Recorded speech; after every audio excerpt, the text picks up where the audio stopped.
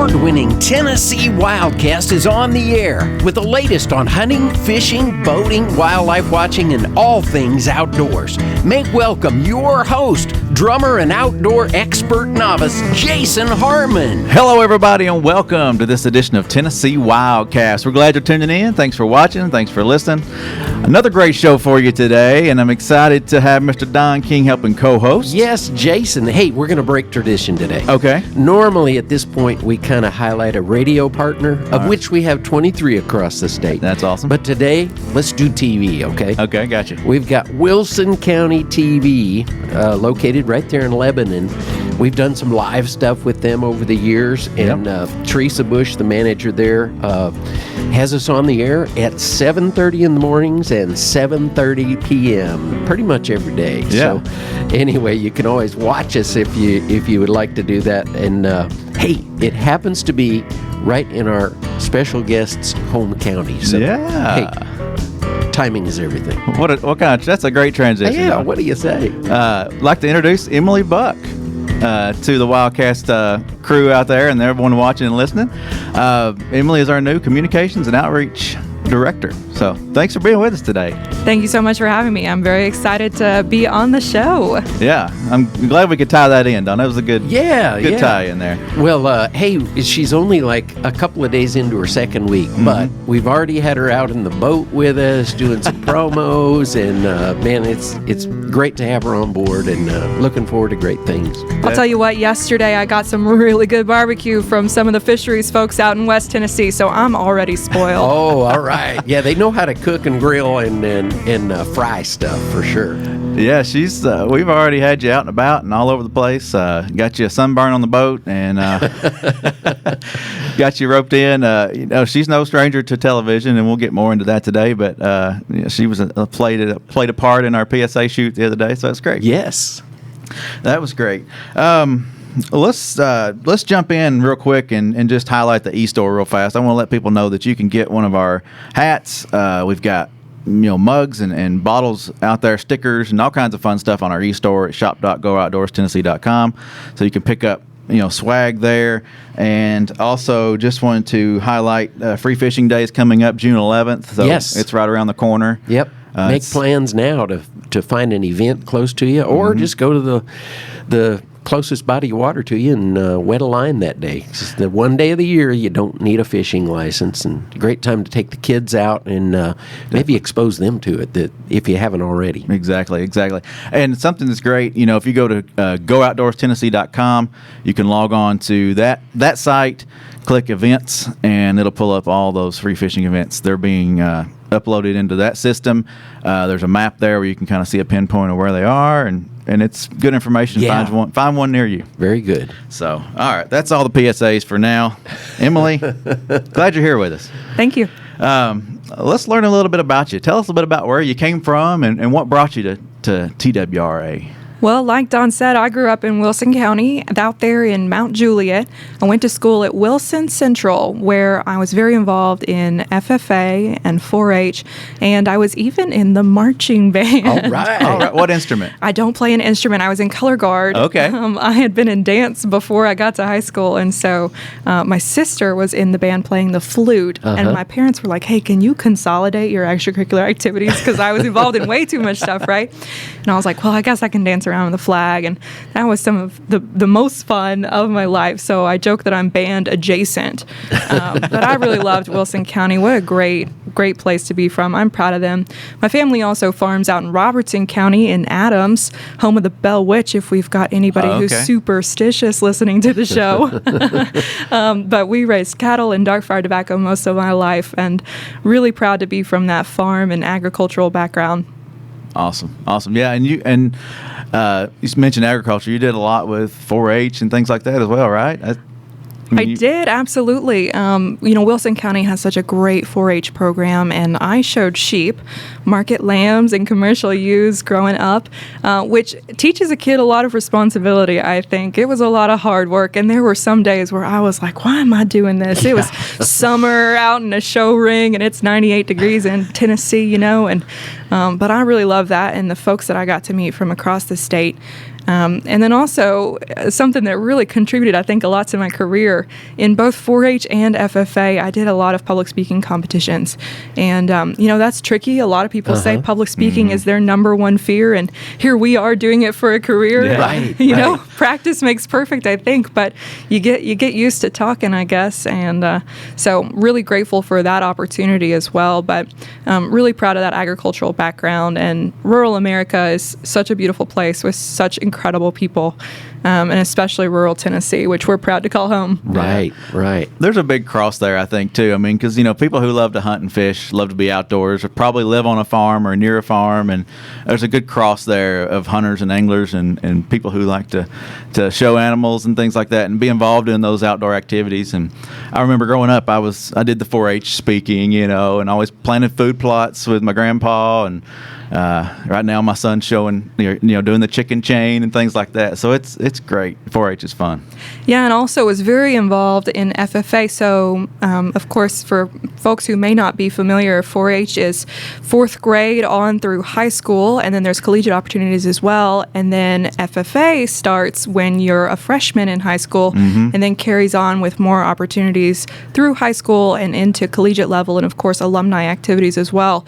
But I was a chapter officer there, again, competing in a lot of public speaking events. Also, quick shout out to my FFA advisors, Pam Palmer Walker and Benny Joe McDonald out there at Wilson Central.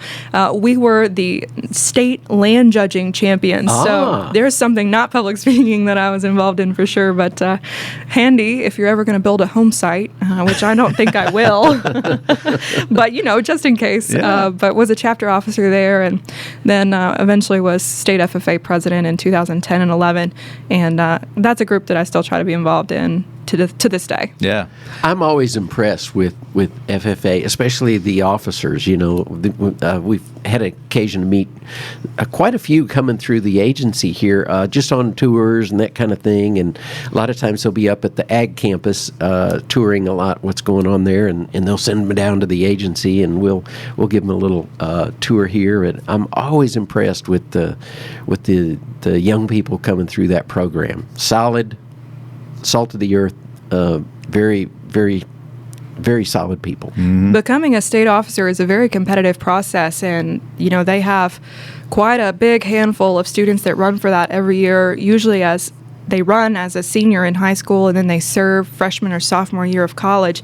But they go through a 3-day interview process. Wow. On a panel that includes industry leaders and I like to joke, a jury of their peers, because there's FFA students, active students on that board as well to help choose those officers, and then they get a ton of training on how to represent the organization, how to network with industry leaders like TWRA and the Department of Agriculture, and of course business folks out in the community who have a vested interest in young people.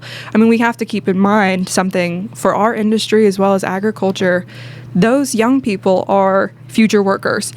So workforce development is really critical to ensure that A, we don't lose those kids to other states, but B, that we're training them up in a way that they can be successful in careers later on. I think that's a really good parallel with the kinds of folks that we try to encourage to seek to be wildlife officers, for a career. I know you'll be heavily involved in helping let the students, the potential students, be aware of what kind of classes and programs and things they need to be involved in, through not only just high school, but along into college as well, seeking those degrees that are going to set them up perfectly for a wildlife officer position. Absolutely. We were promoting this most recent class of wildlife officers. We've got 23 coming in who I've heard from the folks who interviewed them. They are incredible. Just a really powerhouse team. And, one of the questions that we got a lot when we posted that promotion on the website, on social media, why do I need that wildlife degree? Right. And, a lot of times people just don't realize that our wildlife officers, our law enforcement team, yes, they are enforcing the rule of law, but they're also interacting with and dealing with a lot of wildlife out in the field and on the scene. And so it's important that those young people who are interested in becoming a wildlife officer have that wildlife degree that really makes sure that they're safe and that the public can stay safe too. And they're going to get all kinds of questions. They're going to get those questions. What kind of bird is this, or what kind of animal is that, or why is the regulation like this? And they got that background, that education, and species why. of trees. Yeah. All kinds of questions. Yeah, so it's important. It's important to have that degree. It's fun to go to lunch with a wildlife officer in uniform sometimes because you usually get to eat, but usually the wildlife officer, he might be interrupted a few times, during his lunch period. I've noticed you stand in a group of folks, and whoever's got the patch or the badge, they get the question. Right. He looks like he's the official guy. Let's ask him or her. Let's jump back just a little bit. So after your high school and being involved in those programs and things that you in college, I guess you went to UT, right? I sure did. I went to the University of Tennessee, and this is a little weird for a director of communications, but I actually have an animal science degree, which I'm very proud of. But when I was very involved in FFA, and something that I really fell in love with was ag policy. And my dad had been involved in ag policy and was with USDA and the State Department of Agriculture. So I grew up sitting in the back of conference rooms listening to him talk. And I've been very blessed to have some really incredible mentors from the industry from a very young age who knew me when I was just a little kid. But so grateful for their leadership, but I fell in love with that too. And, something that we talk a lot about here too is it's so important to advocate for your own industry. We want young people to be excited about hunting and fishing. Right. We want lawmakers over in Nashville to understand why wildlife conservation is important for the state, and of course the public as well. But all that to say, fell in love with politics and policy, and so I said to myself, I'm going to go do ag policy. And there was not an ag policy degree at the University of Tennessee.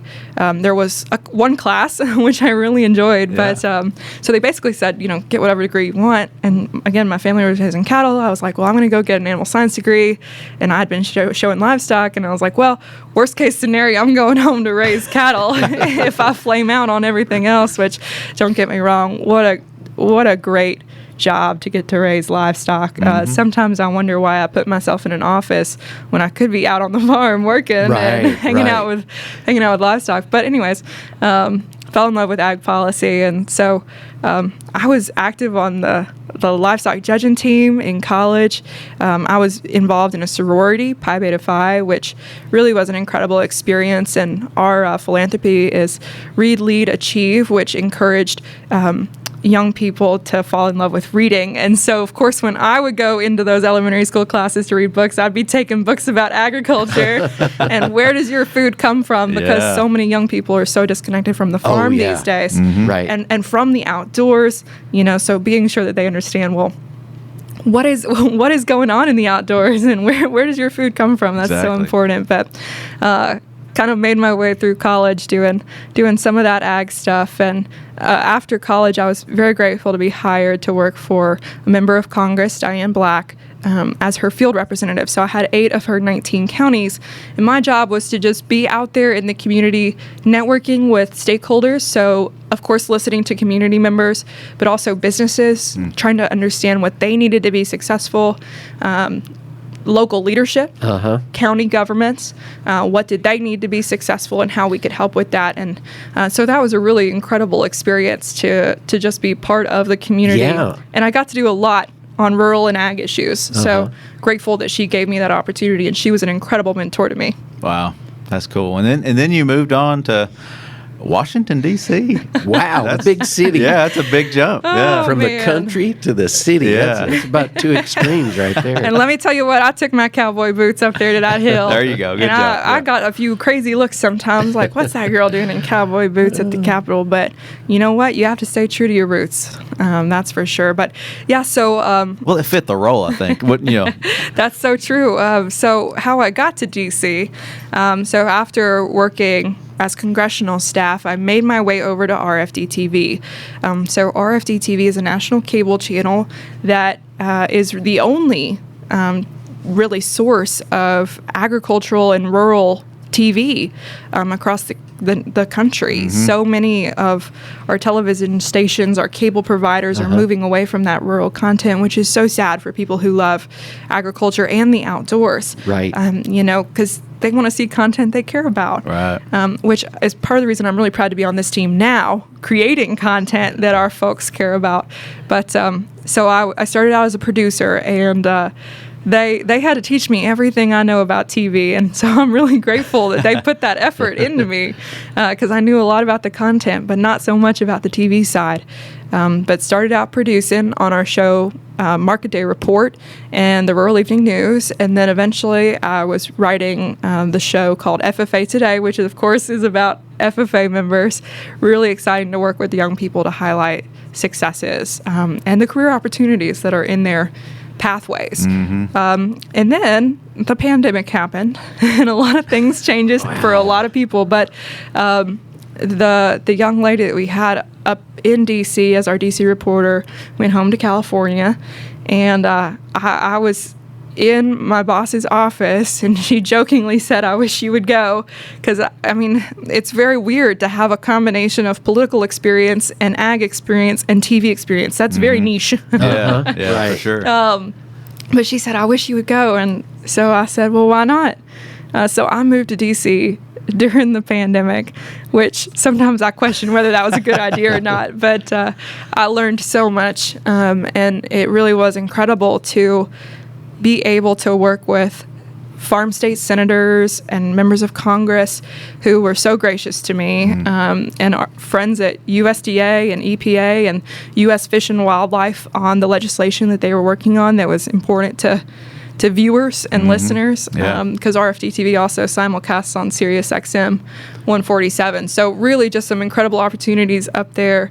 And then, eventually the pandemic calmed down a bit, thankfully, and we were able to have a little bit more fun up there, seeing the sights and getting around to events. Good That's deal. cool. Yeah, and then I think all of that, all your experience is great leading up to this new role, and I'm excited that you're on board, and excited to what we're going to be doing in the future. We've already had, like you said, opportunities to get out and shoot some video and put together some great stuff for internal communications, external communications. So I'm just curious, what's the new role look like, and what are folks going to see out there in the field? What's going to be coming out of the communications and outreach department? Well, not to put you on the spot, but Well, I'll tell you what. It's been my priority from day one, which we're just now on week 2, so it's not been too many days. But it's been my priority from day one to listen. I think communications, it's so important that it's a two-way street. So I've been listening to what our staff is concerned about, what they've heard from folks out in the communities. We're going to try to do a good job of listening to our viewers who leave comments. So if you're listening now, feel free to leave comments or let us know what you want to see, what you want to hear from. We're going to try to do a good job of listening, because I sometimes joke, in a complaint, there's a solution. So we're going to be looking for solutions. But really, to me, I think people don't realize all of the incredible success stories that TWRA has, with conservation, with, just yesterday I was out at the annual fisheries meeting where they were highlighting some of their data about reducing Asian carp species out in West Tennessee, which is an invasive species, restoring lake sturgeon numbers, which are classified as endangered. And they're just presenting all this to each other as data. And I'm sitting here like, wow. This is a gold mine. Yeah. I'm like, there's so many stories in here. And how exciting the work that you're getting to do. New genetics to have bigger bass. Everyone loves a big trophy bass, right? And that's the work that our team is doing. And it's not getting heard. It's not getting told. And we just have to we can all work together to be sure that the public knows just how TWRA is working for you. That's great to hear you say that, because, I've been here 21 years full-time, and quite a few years before that part-time, and I still learn something. Every week I learn 3 or 4 new things to go, wow, I didn't realize our agency did that, or that this has been so successful. And every now and then you meet I'll say a seasoned hunter or angler out there, and they'll say, you don't realize it, but these are the good old days. You hear a lot of people reminiscing about how great things were back then, but these are some of the best times we've ever had as far as wildlife populations. There's some Asian carp issues, there's some, there is CWD, but on, by and large, it's really way better than what it's been in previous decades. Well, and the team was so humble too, because I'm sitting there having this conversation with them, and I'm like, this is so cool. This is, the public would love to see this. They would love to hear more about it. And they're like, oh, well, this is just normal stuff. We just do this is what we every day. do every day. And I'm like, but it's so cool. And maybe that's my perspective coming from the outside, and I think maybe that could maybe bring some energy to the team, because, when you're an expert on something, when you see it every day, you sort of start to just think of it as routine, right? And for the public who doesn't get access to that every day, they think it's awesome. They think it's cool. They see what you're doing and how it can help the sportsmen of this state and the outdoor enthusiasts. And it really is. It's just giving those folks a window into what we do here. I think can really just shed a positive light on how important all this work is. I love it when an officer or a biologist shares video with us or sends us a photo of something they've seen in the field, right? Or they've done or experienced, because people, they don't see that a lot of times. You may run across an officer every now and again or a biologist in the field, but a lot of times people don't see the work that they're doing or the animals you come across or things like that. And it's great to share those on social, and people see that and they're like, wow, I love that, So if we don't tell our story, who's going to do that? You know? So we'll be working on highlighting those success stories. But another thing is we really want to help empower our boots on the ground, our folks out in the field, to be able to do their jobs more successfully. So you sort of hinted, we were out on the boat yesterday having a great time in the sun, which again, I am already having so much fun at this agency. What just a great opportunity to have some fun while working. That's everybody's dream, is to have fun while you work. But we were out there with the boating law enforcement officers working on a new campaign to prioritize being a sober driver, a sober skipper when you're driving a boat. And, we were out there with Captain Matt Majors, who was sharing just some from his heart how difficult it is as an officer to see accidents, to see people, hurt and in trouble. And, he doesn't want to see that. It's his job to see it. And we're so grateful that we've got such great officers out there keeping the waterways safe. But, he doesn't want to see it. And so we're working on putting together communications materials that can really help educate folks on being safe out on the water. So, a big part of our job, too, as the communications division, is working to support our team to be sure that they have all of the tools in their toolbox to do their job as well as they possibly can. Yep. Well, we've kind of hit on the new role. We've heard a lot about your background, but what do you like to do in your free time? I mean, do you love to fish, hike, hunt? What's some of your hobbies? What's some of the things you like to do when you don't have to work? It's funny how COVID changes your life, and a lot of people picked up new hobbies during the pandemic when you're stuck inside. I read a lot. I really love to read a good fiction novel. I love things that I couldn't think of myself. Sci-fi and fiction, it really helps stretch your imagination, I think. Love that. A big fan of arts and crafts projects, and actually it's funny, so I do enjoy fishing. I have been hunting a few times. I have a purple camouflage compound bow, which might get me laughed at by some of the serious hunters, but why not be a little cute when you're out there hunting?